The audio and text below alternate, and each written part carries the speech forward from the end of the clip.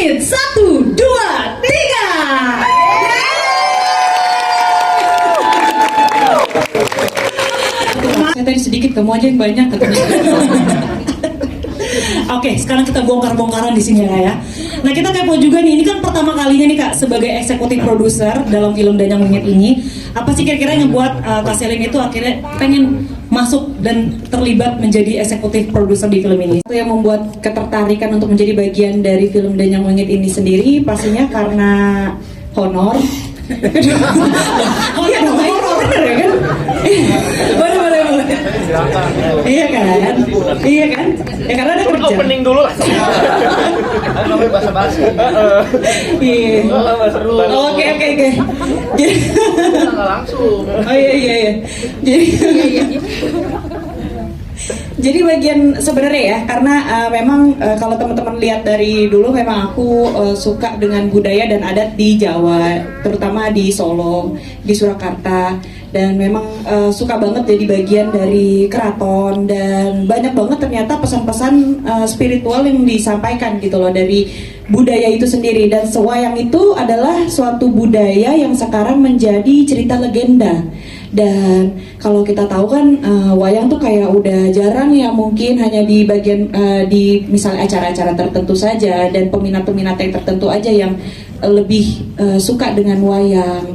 Makanya kita ingin menaikkan lagi tingkat budaya wayang itu, mungkin dicampur juga dengan banyaknya cerita-cerita spiritual dari masyarakat sekitar yang katanya ada beberapa cerita tentang mitos dari wayang kulit terbuat dari kulit apa, mungkin kayak gitu. Tapi kita di sini bukan mau mengangkat suatu misteri untuk menakut-nakuti, tapi lebih ke belajar tentang bagaimana kita bisa menghormati budaya itu sendiri, ceritanya sendiri. Jadi banyak yang bisa dipelajari dari film ini sebenarnya, dari cerita tentang budayanya, dari sinden tuh pekerjaannya bagaimana, mungkin tentang kekeluargaan juga, Citra Kedewi itu sendiri banyak yang relate dengan kehidupan juga. Jadi memang setiap budaya itu memiliki cerita dan setiap cerita memiliki maknanya sendiri gitu.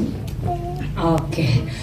Alhamdulillah saya eksekutif produser dari pihak Kansa Film dan sutradara dari Danyang Wingit Jumat Kliwon.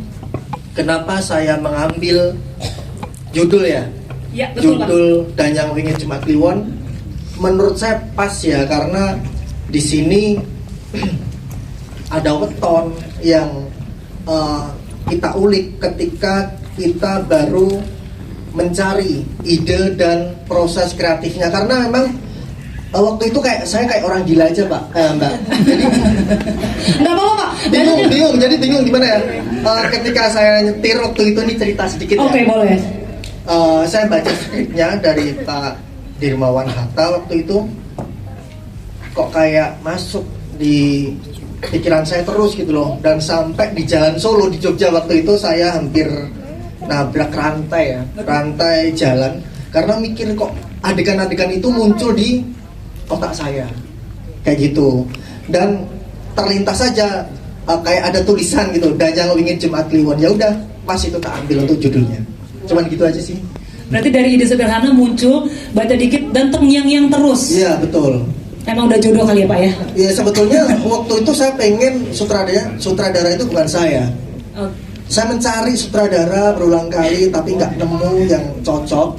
Terus kru kita waktu itu ada Kang Asep Kalila di OP-nya bilang, ya udah kamu aja. Emang aku bisa kayak gitu? Bisa, cobalah. Kamu pasti bisa.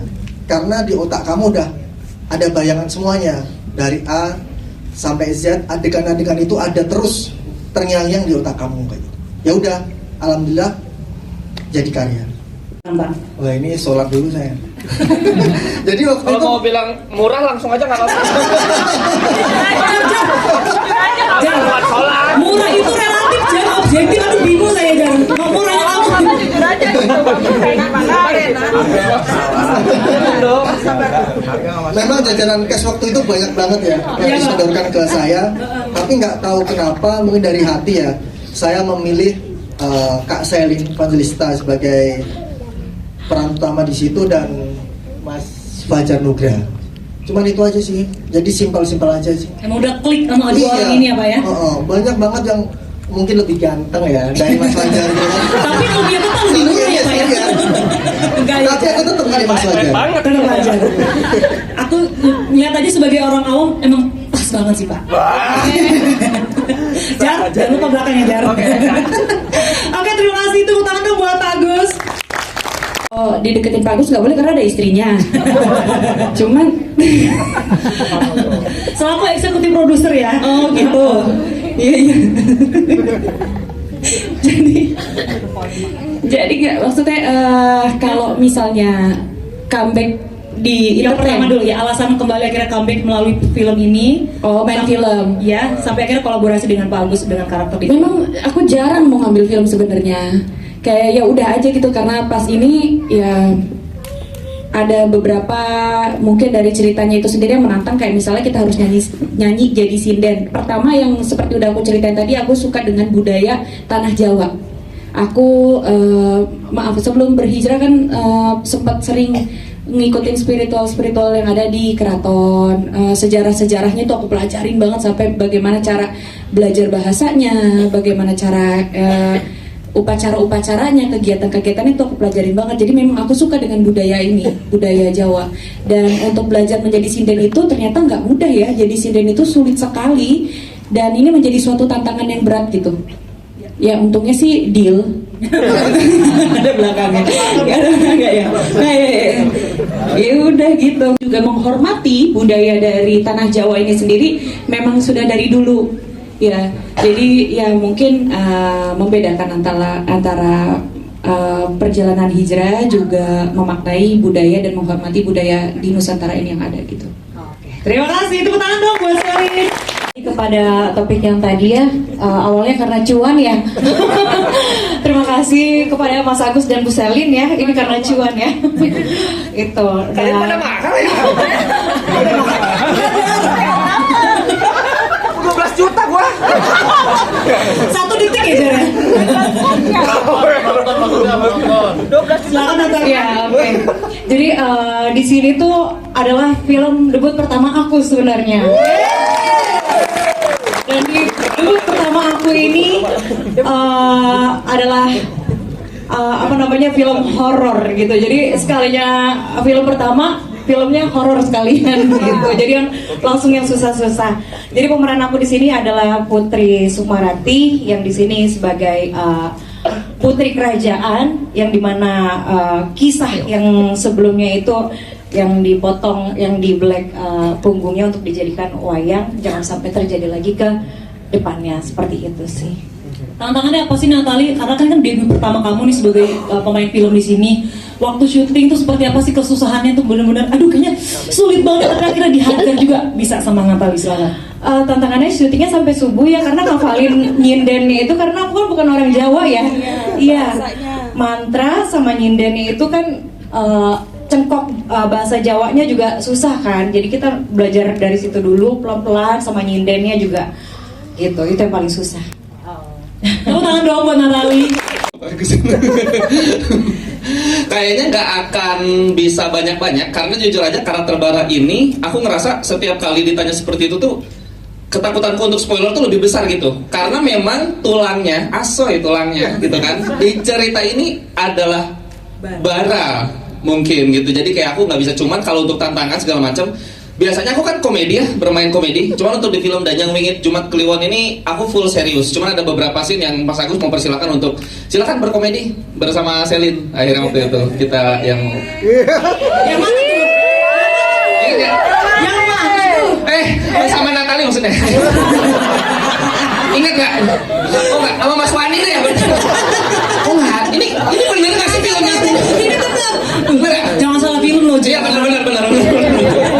Apa sama Bang Firgun Bang?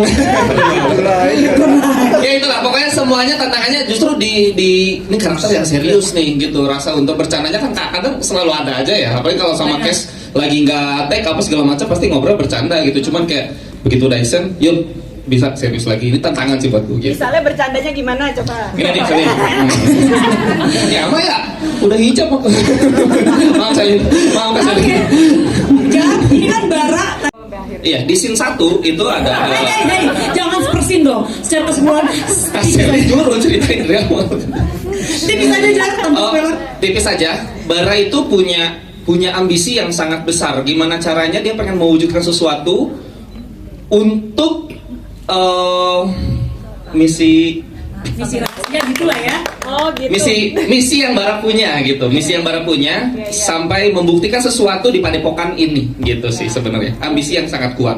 Berarti karakternya dia ambisi yang pengen sesuatu misi yang pengen dikasih tahu. Iya, karakternya tuh IMFP. Rahasia. Ada ya.